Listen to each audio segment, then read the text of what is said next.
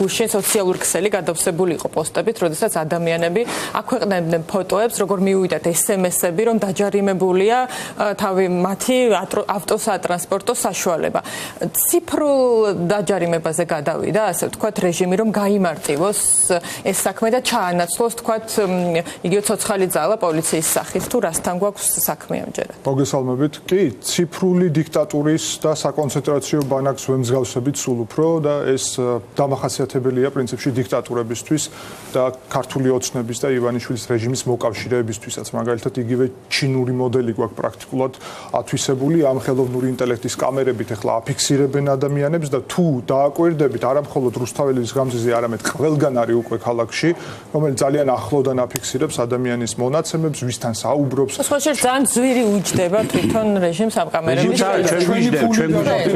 მაგაზე არ უნდა ვინერვიულოთ. მეორე მხრივ, ეხლა სადაც გადავიდნენ, რომ ჯარიმა შეიძლება ელექტრონულად მოგივიდეს, ანუ ადამიანურობას ცლიან ამ სისტემას და ბიძინა ივანიშვილი საკონცენტრაციო ბანაკს აწყობს საქართველოსდან, რომელიც უნდა რომ მისი პირადი საკუთრება იყოს და ამისთვის იყენებს სწორედ ციფრულ ტექნოლოგიებს და რა თქმა უნდა ის პროცესი რომ ჯარიმა მოგდის, ეს უნდა გადაიხადო, ამავდროულად თუ არ გადაიხდი, ანგარიშების დაყადაღება ხდება, ანუ პრაქტიკულად შენ ელექტრონულად ქმნიან შენთვის ისეთ პრობლემებს, რომ ამის გადალახვა გაგიჭირდეს. ეს არის აქვე დავამატებ, რომ ეს ხალხი წერდა, რომ მათ არ აყავთ საერთოდ მფლობელობაში მანქანა და მით უფრო ვისაც ყავს ის არ დადის, თქვათ, აქციაზე მანქანით და შაბლონი გამოიყენეს, იმიტომ რომ ესეთი ჯარიმის მექანიზმი, რომ SMS-ით მოგივიდეს, არ ქონდათ აქამდე და ამიტომ მანქანის შაბლონს იყენებენ, მაგრამ სინამდვილეში შექმნიან ახლა გუშინ დაადასტურა შინაგან საქმეთა სამინისტრომ შევქმნითო ამისთვის, ანუ მიწოდების იმისთვის რომ ათობით და იცით რომ ბევრს 20 ჯარიმაც კი აქვს მოუვიდეს ასე ელექტრონულად მარტივად. ხო, ეს არის რა თქმა უნდა ანტიკონსტიტუციურად ჩვენი შეკრების და მანიფესტაციის უფლების კონსტიტუციური უფლების შეზღუდვა. ეს არის რა თქმა უნდა დრაკონული და არაპროპორციული ჯარიმა, რომელიც მიზნად ისახავს შელახოს თავისუფალი პროტესტის სიტყვა, მაგრამ აქ ძალიან მნიშვნელოვანია ეს ემსგავსება სოციალურ რეიტინგს, რომელიც არსებობს ჩინეთში, რომელიც რუსეთშიც პრინციპში შეიძლება ითქვას შემოღებულია, უბრალოდ ეს არის de facto ჯერ მხოლოდ. ანუ იმ ადამიანებს, ვინც რეჟიმს რაიმე წინააღმდეგობას უწევს, პრაქტიკულად სოციალური რეიტინგით, ამ მექანიზმებით ელექტრონულით წნეხის ქვეშ არიან, რაც არის ძალიან საგანგაშო, იმიტომ რომ ჩვენ სულ უფრო ვუახლოვდებით აი Black Mirror-ის ცნობილ ანტიუტოპიურ მდგომარეობას, სადაც ბიძინა ივანიშვილს უნდა რეალურად ქვეყნის მისაკუთრება და გეტოდ ქცევა. ეს არის ძალიან სახიფათო. აი ამ ფონზე ბატონ გიორგი კითხავთ ასე აი ყოველ დღე მართლაც რაღაცნაირად რთულდება, ხო ჯერ ერთი აღარ დარჩა ადამიანი, აგერ სესილის დაჯარიმებულია ჩემ ოჯახში, ჩემი უფროსი შვილი არის 15000 ლარით დაჯარიმებული და ასე შემდეგ, ვინც თუნდაც აი ფინანსურად არ არის დატერორებული, ხო? გამოხვალ რაღაცა სიტყვი და მიგათრევენ და მე ვინმე კობა ჩაგუნავა, რიგითი მოსამართლე 12 დღით გაგიშვებს. ანუ ეს ამ პროტესტის ფონზე ხელისუფლება შეუქცევადად უფრო რაღაც ველურ მეთოდებს იყენებს. აი გარდატეხა ჯერჯერობით ვიდრე ეთერში შევიდოდით ამაზე ვსაუბრობდით ჩვენ არ არის. აი სამოქალაქო აქტივისტი ხართ თქვენ თავადაც, რა არის აი ამ სამოქალაქო მოძრაობის არ ვიცი შეცდომები ან არ გადადგმული ნაბიჯები, რამაც ამ დრომდე მიგვიყვანა იქამდე რომ თქვენ სწორად აღნიშნეთ რაღაც Black Mirror-ის უტოპიურ ანტიუტოპიურ ყოლბაში უნდა რომ მოაქციოს მთელი ქვეყანა. ძალიან მნიშვნელოვანი კითხვაა. პირველი უნდა აღვნიშნოთ, მაგალითად დაჯარიმების საკითხად შეეხება რეჟიმმა დააყადაღა ფონდები და ამის ალტერნატივა ჯერ შექმნილი არ არის. რა თქმა უნდა, ეს არის პრობლემური. ამ ფონდებს, მათ შორის თავისუფალ ბიზნესს, ნამდვილად შეუძლია შექმნას ამის ალტერნატივა. მათ შორის საზღვარგარეთ, გარკვეული სხვა ისეთი შესაძლებლობებით, რომელსაც ვერ მიცვლება ივანიშვილი, იმისთვის რომ ეს დახმარება იყოს მყისიერი არა მხოლოდ ადამიანებისთვის, ვინც ჯარიმის ქვეშ არის, არამედ მათ შორის, ვინც იჩაგრება რეჟიმის მიერ, იქნება ეს სამსახურიდან გათავისუფლება, თუ ფიზიკური ჯანმრთელობის და ამავდროულად. ეს იყო, ანუ სოლიდარობის ეს კომპონენტი უნდა იყოს, გაგრძელდეს. მეორე მომენტი არის, რუსული კანონის წინააღმდეგ ძალიან კარგად ყველას გვახსოვს, რაოდენ მასშტაბური იყო სამოქალაქო საზოგადოების როლი პროტესტის ორგანიზებასა და წახალისებაში. სამწუხაროდ ეს დღეს არ ჩანს. სამოქალაქო საზოგადოება გარკვეულწილად არ არის იმდენად აქტიური, რამდენიც უნდა იყოს. მესამე და ძალიან მნიშვნელოვანი ასევე პოლიტიკური სპექტრი მაინც რჩება ეთერებში მხოლოდ და მე ვფიქრობ რომ არ ჩანს მათი პირდაპირი კომუნიკაცია ხალხთან ქუჩაში. მე მათ ვურჩევდი რომ ჩავიდნენ მეტროში, ავტობუსებში, ქუჩაში გავიდნენ და ყოველ დღე დილიდან ადამიანებს ესაუბრებოდნენ ძალიან მნიშვნელოვან საფრთხეზე და ეს აღარ არის ევროკავშირში გაწევრიანების საკითხი, რომელიც იყო შემოდგომაზე. ეს არის დიქტატურის საფრთხე.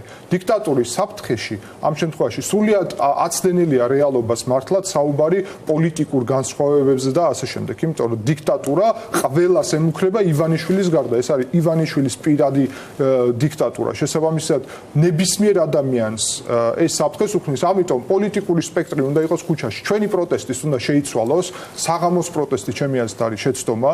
ეს უნდა იყოს საღამოს დიდი აქცია, სადაც სიტყვით გამოსვლებიც იქნება მისაღები, მაგრამ დილიდან უნდა იწყებოდეს მარშები და პროტესტი ყველგან და წინააღმდეგობა. ხალხს, რიგით მოქალაქეს ვირტუალურ სივრცეს უნდა შევეშვათ. ტელევიზიებს, ანუ გულისხმობ, ეს ამის მიღმა უნდა გავიდეთ. ტელევიზიებს და სოციალური ქსელების მიღმა ხალხს უნდა ავუხსნათ რა კატასტროფის წინაშე გვაქვს. საად გამოიშიგნა საზოგადოება ემპათიისგან, ამასაც კითხავთ. იმიტომ რომ ფაქტია რომ ემპათიის ნაკლებობასაც ჩანს, ხო, ადამიანებს 7 წლით ციხეში უშვებს, პატრიოტებს, ჯერ პროცესზე რომ იმ ბიჭებს მოусმინო, რა ვიცი, გული უნდა გაგეგლიჯოს, რომ ვიფიქრო, რომ სხვანაირად არის ამბავი, მაგრამ ემპათიის ნაკლებობა მაინც თითქოს და არის ამ საზოგადოებაში. ემპათია არის, რა თქმა უნდა, საზოგადოებაში. უბრალოდ საზოგადოება გაბრაზებული არის და ვერ პოულობს ხერხს, როგორ ეს ბრაზი აქციოს რეალობად. ანუ კონკრეტული სამოქმედო გეგმაზე ხო არის საუბარი. ადამიანებს უნდა დაინახონ როგორ მივდივართ გამარჯვებამდე. სწორედ ამიტომ დღეს გადის ნაკლები ადამიანი ქუჩაში, ვიდრე გადიოდა შემოდგომაზე და აქციის პირველ პერიოდში, იმიტომ რომ იმ დროს უფრო იყო გასაგები როგორ ვიმარჯვებთ. იმისთვის რომ ეხლა გასაგები იყოს როგორ ვიმარჯვებთ. როგორ იყო გასაგები ბუდიში მე თუნდაც როცა პირველი 10 დღე იყო ძალიან სერიოზული დაძაბულობა, ადამიანებს ჰქონდათ იმედი რომ რეჟიმი ეხლა აქ გატყდება.